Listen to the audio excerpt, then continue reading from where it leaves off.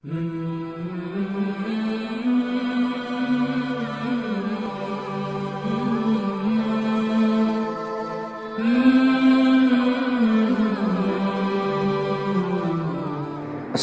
अलैकुम वरहमतुल्लाहि ताला वबरकातुहु। नहमदुहु व नसल्ली अला रसूलिहिल करीम।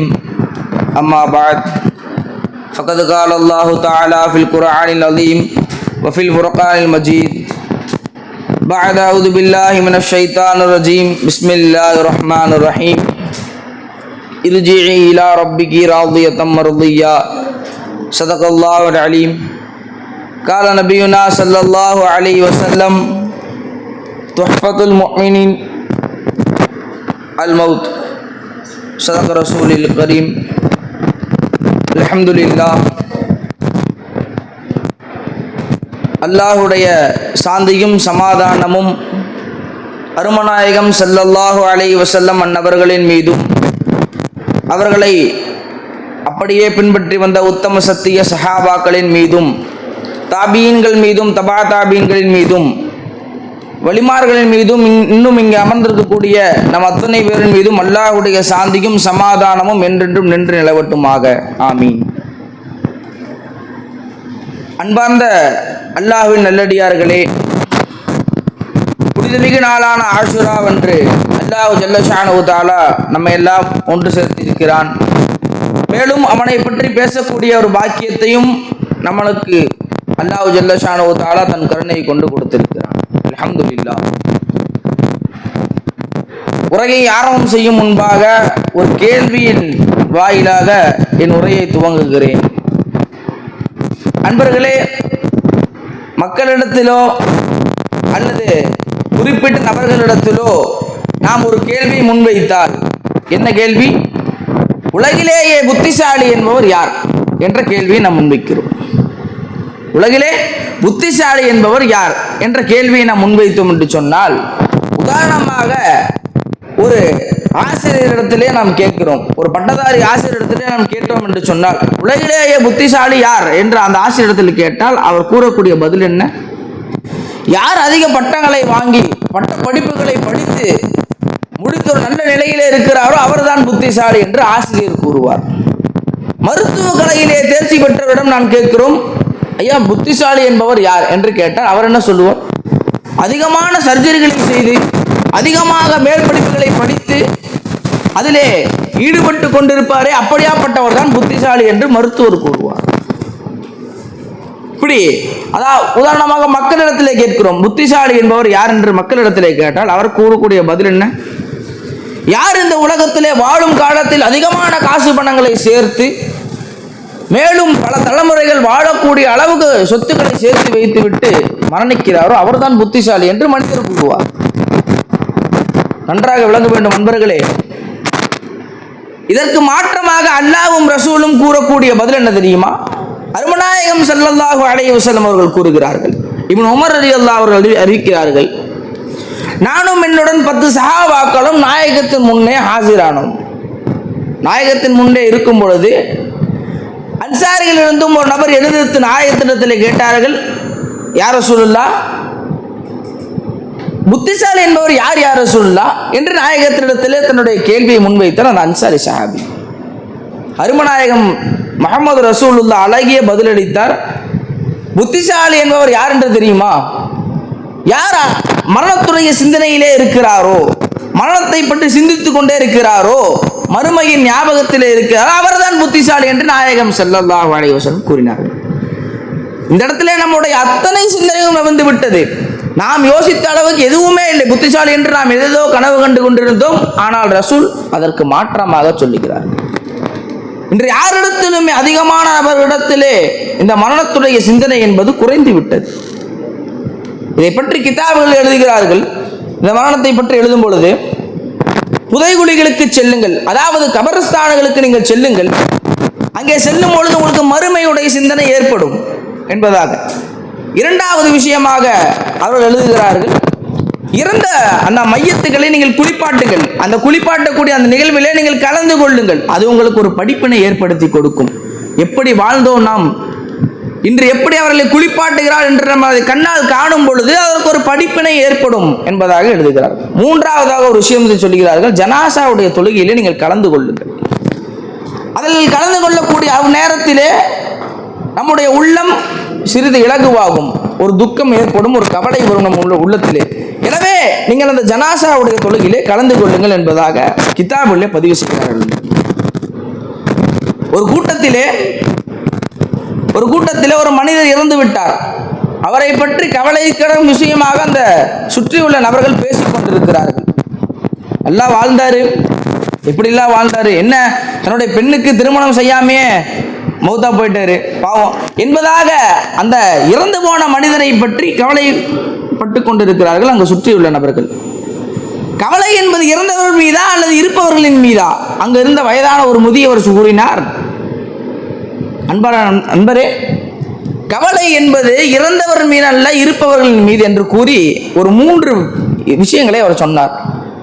அந்த நபருக்கு, இறந்துவிட்ட அந்த நபருக்கு மீண்டும் அந்த மரணத்துடைய மலக்கை காணக்கூடிய அவசியம் என்பது இல்லை.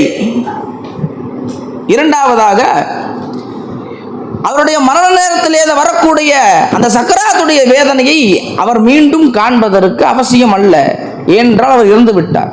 மூன்றாவதாக, அந்த மரணத்துடைய வேதனை நன்மையானதாக இருக்குமா அல்லது தீமையாக இருக்குமா என்ற அந்த கவலையும் இல்லை. காரணம், அவர் இறந்து விட்டார். இந்த 3 காரணமும் உமக்கு தேவை, இருக்கக்கூடிய உமக்கு தேவை, இறந்தவரை பற்றி நீ கவலை கொள்ளாதே என்று இந்த முதியவர் கூறினார் என்றது. அப்ப 3 விஷயங்களையும் நாம் சிந்திப்பதற்கு இங்கு ஆளாகி இருக்கிறோம். ஆனால் நம்முடைய சிந்தனை எவ்வாறு இருக்கிறது? இந்த 3 விஷயங்களை பற்றி கொஞ்சம் கூட சிந்திப்பது கிடையாது. இல்லா மாஷா அல்லா. நண்பர்களே, கிதாபிலே மரணத்தின் சிந்தனை என்ற கிதாபிலே இந்த ஒரு விஷயத்தை பதிவு செய்கிறார்கள். ஒவ்வொரு கபறுகளும் ஒவ்வொரு தினமும் ஒவ்வொரு நொடியும் ஆதமுடைய மகனே, நான் தனிமையின் வீடாக இருக்கிறேன், நான் உனக்கு பழக்கமற்ற வீடாக இருக்கிறேன், நான் பயங்கரமான வீடாக இருக்கிறேன் என்பதாக அந்த கபரஸ்தான் ஒவ்வொரு நொடியும் ஆதமுடைய மக்களான நம்மை பாட்டு கூறிக்கொண்டே இருக்கிறதா நண்பர்களே. பழக்கமற்ற வீடு அது, அந்த கபரஸ்தான் என்பது. எனவே அன்பர்களே, அதன் பக்கம் நம்முடைய சிந்தனையை கொஞ்சமாவது திருப்ப வேண்டும் என்பது இந்த வாக்கியத்தின் மூலமாக நமக்கு தெரிய வருகிறது நண்பர்களே. அது மட்டுமல்ல, ஷகீக் இப்னு இப்ராஹிம் என்ற ஒரு மகான் சொல்லுகிறார்கள், நம்முடைய சொற்கள் எல்லாம் ஒன்று போல இருக்கிறது, அது எப்பொழுது செயல்களிலே வருமோ அவ்வப்போது அந்த செயல் என்பது முரணாக மாறிவிடுகிறது. எதற்கு முரணாக? நம்முடைய சொல்லுக்கு முரணாக மாறிவிடுகிறது என்பதாக கூறி ஒரு 4 விஷயங்களை பதிவு செய்கிறார் நண்பர்களே. முதலாவதாக சொல்லுகிறான், நாம் எல்லாம் மக்கள் எல்லாம் கூறுவது, நாம் எல்லாம் அல்லாஹ்வுடைய அடியான் என்று கூறுகிறான். ஆனால் அது அப்படியே செயலில் வரும்போது அதற்கு மறந்து மாற்றமாக வாழுகிறான். அல்லாஹ்வுடைய கட்டளைகளுக்கு இணங்கியவாறு நாம் வாழாமல் அதற்கு மாற்றமான வாழ்க்கையை வாழுவது. இது சொல்லும் பொழுது ஒன்றாக சொல்லி செயலில் வரும்போது முரணாக மாறுகிறது.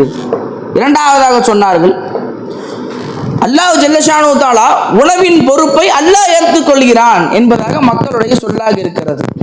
உணவின் பொறுப்பை அல்லாஹ் ஏற்றுக்கொள்கிறான் என்று சொல்லுவது. ஆனால் மக்களுடைய சிந்தனை எவ்வாறு இருக்கிறது? ஒரு பொருளை ஆசைப்பட்டு விட்டான் என்று சொன்னால் அது அவனிடத்திலே வரும் வரை அது ஹலாலாகவோ ஹராமாகவோ அவன் தேடிக்கொள்கிறான். இது சொல்லுக்கு முரணானதாக இருக்கிறது. மூன்றாவதாக சொன்னார்கள், இம்மையை விட மறுமை சிறந்தது என்று சொன்னார். மக்கள் எல்லாம் சொல்லக்கூடிய சொல், இம்மையை விட மறுமை மிகவும் சிறந்தது என்று சொல்லுகிறார்கள். ஆனால் மறுமைக்காக எதுவும் தயார் செய்து வைத்துக் கொள்ளாமல் இம்மைக்காக வாழக்கூடிய மக்கள், காசு பணங்களும் நகைகளும் நிலங்களும் இப்படி சேர்த்துக்கொண்டு இம்மைக்காக வாழக்கூடியவர்கள். சொல்லும் பொழுது நம்முடைய சொல் ஒன்று போல இருக்கிறது, செயலில் முரணாக மாறிவிடுகிறது. நான்காவதாக, மரணம் நிச்சயமாக நம்மை அடைந்தே தீரும் என்று மக்களுடைய சொல். ஆனால் அதை பற்றி கொஞ்சம் கூட சிந்திப்பது கிடையாது. மரணம் நம்மை அடைந்துவிடும் என்ற சொல் அவருடைய செயலிலே வரும்போது அதற்கு முரணாக மாற்றமாக இருக்கிறது நண்பர்களே. இப்படிப்பட்ட 4 விஷயங்களையும் சொல்லும் செயலும் ஒன்று போல ஆக்கிக் கொள்ள வேண்டும் என்று ஷகீக் இப்னு இப்ராஹிம் ரஹ்மத்துல்லாஹி அலைஹி அவர்கள் தன்னுடைய கிதாபிலே பதிவு செய்கிறார். அது மட்டுமல்ல நண்பர்களே, ஹஜ்ரத் அபு ஹாமித் சிமாம் ரஹ்மத்துல்லாஹி அவர்கள் ஒரு விஷயங்களை சொல்லுகிறார்கள். இந்த சரி, எதற்காக மரணத்துடைய சிந்தனையை வாழ வேண்டும்? வாழ்ந்தால் என்ன பயன், அல்லாஹ்விடத்தில் என்ன கூலி கிடைக்கிறது என்று நாம் சிந்திப்போம். அவர்கள் அழகாக சொல்லுகிறார்கள், 3 விஷயங்களை கூறுகிறார்கள். எந்த ஒரு மனிதன் மரணத்தின் சிந்தனையில் மறுமையை பற்றி சிந்தித்துக் கொண்டு இருக்கிறானோ, முதலாவதாக அவனுடைய பாவ மன்னிப்பு, அவன் தன்னுடைய பாவத்தை நினைத்து தன் ரப்பு தஆலாவிடத்திலே பாவ மன்னிப்பு கோரினால் அது விரைவாக ஏற்றுக்கொள்ளப்படும் என்பதாக முதல் விஷயத்தை பதிவு செய்கிறார். இரண்டாவதாக கூறினார்கள், அவன் இந்த உலகத்திலே வாழக்கூடிய காலங்களில் அவன் ஆசைப்படக்கூடிய அந்த பொருட்களை அல்லாஹ் ஜல்ல ஷானு தஆலா எளிமையாக கொடுத்து விடுகிறான். எந்த கஷ்டமும் பட தேவையில்லை. இதற்காக மறுமையின் அந்த மௌத்தின் சிந்தனை நாம் இருந்தோம் என்று சொன்னால் மிக எளிய முறையில் பொருள்கள் எல்லாம் நம்ம அடைந்து விடும் என்பதாக அவர்கள் சொல்கிறார்கள். மூன்றாவது, இபாதாத்துகளிலே தொழுகையிலும் வணக்கத்திலும் ஆர்வம் ஏற்படுவது, இதையும் அல்லாஹ் ஜல்ல ஷானு தஆலா கொடுத்து விடுகிறான். ஆர்வமுடைய தொழுகையாக, ஆர்வமுடைய குர்ஆன் ஓதுதலாக நம்முடைய இபாதாத்துகளை அல்லாஹ் ஆக்கி விடுகிறான். இதற்கு அப்படியே நேர்மாற்றமாக யார் ஒருவன் மரணத்தை பற்றியும் மறுமையை பற்றியும் சிந்திக்கவில்லையோ, முதலாவது என்னாகும், அவனுடைய பாவ மன்னிப்பு அல்லாஹ்விடத்திலே கபூல் செய்யப்படுவதற்கு தாமதமாகும். இரண்டாவதாக அவனிடத்திலே இந்த உலகத்திற்கு அவனுக்கு தேவையான பொருட்கள் எல்லாம் வந்து அடைவதற்கு மிகவும் தாமதமாகிக் கொண்டே இருக்கும். மூன்றாவதாக, தொழுகையிலும் வணக்கத்திலும் மற்ற இபாதாத்துகளிலும் ஆர்வம் என்பது குறைந்துவிடும். எந்த ஒரு மனிதனுக்கு மரணத்தின் சிந்தனை இல்லையோ அவனுடைய ஆர்வம் இபாதத்துகளிலே குறைந்துவிடும் என்பதாக ஹஜ்ரத் அபு ஹாமிம் ஷிமாம் ரஹ்மத்துல்லாஹி அவர்கள் தன்னுடைய கிதாபிலே பதிவு செய்கிறார்கள். இன்னும் நாமெல்லாம் அறிந்தவர் இமாம் கஸாலி ரஹ்மஹுல்லா அவர்கள் பதிவு செய்கிறார்கள், மரணத்தை வென்றவர் என்பவர் யாருமே கிடையாது. மரணத்தை வெல்லவே முடியாது, ஒருவராலும் மரணத்தை வெல்லவே முடியாது. எந்த நேரத்தில் அல்லாஹ் ஜல்ல ஷானு தஆலா உங்களுக்கு மரணம் என்று நினைத்தானோ அந்நேரத்திலே மரணம் என்பது உங்களை அடைந்தே தீரும். ஒருவராலும் மரணத்தை வெல்லவே முடியாது என்பதாக சொன்னார்கள். இன்னும் கீழே பதிவு செய்கிறார்கள்,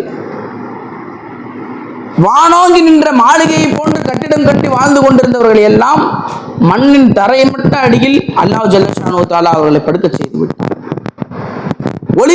ஒளி வெளிச்சம் கொண்டு அந்த விளக்கின் அறையிலே வாழ்ந்து கொண்டிருந்தவர்கள் எல்லாம் மண்ணின் மைய இருளிலே அல்லாஹ் புகுத்தி விட்டான். மூன்றாவதாக, அதிகார போதையிலே, பதவி கொடுக்கப்பட்ட அந்த ஆசையின் போதையிலே ஆடிக்கொண்டிருந்தவர்கள் எல்லாம், அந்த அடிமைகளுடன் விளையாடி கொண்டிருந்தவர்கள் எல்லாம் அந்த மண்ணறையின் புழுக்களோடு விளையாட செய்து விட்டான் ரப்பு. நான்காவதாக, அறுசுவை அருந்திய நாவு, இன்னும் மது அருந்திய நாவை அல்லாஹ் ஜல்ல ஷானு தஆலா எப்படி ஆக்கி விட்டான், மண்ணின் புழுதியால் நிரப்பி விட்டான் என்பதாக எழுதுகிறார்கள்.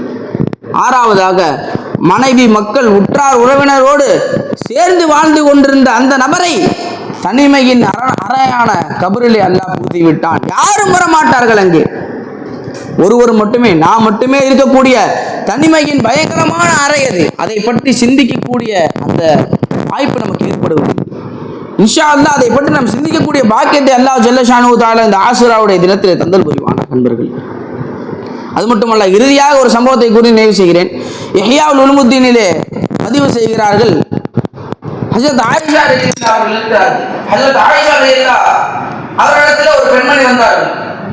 ஒரு பெண்மணி வந்து ஆயிஷா ரலியல்லாஹு அவர்களிடத்திலே கேட்டார்கள், ஆயிஷா அம்மா, என்னுடைய கல்வெல்லாம் இறுகி விட்டதம்மா, என்னுடைய கல்வி மிகவும் கடினமானதாக ஆகிவிட்டது, நான் என்ன செய்ய என்று அருமை நபி ஸல்லல்லாஹு அலைஹி வஸல்லம் துணைவியார் ஆயிஷா ரலியல்லாஹு அவர்களிடத்தில் கேட்டார்கள். ஆயிஷா ரலியல்லாஹு பதிலளித்தார்கள், நீங்கள் மரணத்தை பற்றி அதிகம் சிந்தித்துக் கொண்டே இருங்கள், உங்கள் உள்ளம் இலகுவாகிவிடும் என்பதாக சொன்னார்கள். இந்த சம்பவத்தை ஐயாவுடைய பதிவு செய்கிறார்கள். அவங்களுடைய உள்ளம் மிகவும் எளிமையானதாக ஆகிவிடும் என்பதாக சொல்லிவிட்டு அந்த பெண்மணி மீண்டும் ஆயிஷா ரலியல்லாஹு இடத்திலே சொன்னார்களா, நான் அதை போன்றே சிந்தித்துக் கொண்டிருந்தேன், என்னுடைய உள்ளம் மிகவும் எளிமையானதாக ஆகிவிட்டது, மிகவும் இலகுவானதாக ஆகிவிட்டது. எனவே ஹஜ்ரத் ஆயிஷா ரலியல்லாஹு இடத்திலே அவர்கள் நன்றி சொன்னார்கள் என்பதாக இஹ்யா உலூமுத்தீன் கிதாபிலே பதிவு செய்கிறார்கள். எனவே அல்லாஹ் ஜல்ல ஷானு தஆலா சதா அந்த மரணத்துடைய சிந்தனையிலே அதை பற்றி சிந்திக்கக்கூடிய பாக்கியத்தையும் அல்லாஹ் ஜல்ல ஷானு தஆலா தன் கருணை பிச்சையால் உங்களுக்கும் எனக்கும் தந்தல் புரிவானாக. வாஹிர் தவானா அல்ஹம்துலில்லாஹி ரப்பில் ஆலமீன். அஸ்ஸலாமு அலைக்கும் வரஹ்மத்துல்லாஹி வபரகாத்துஹு.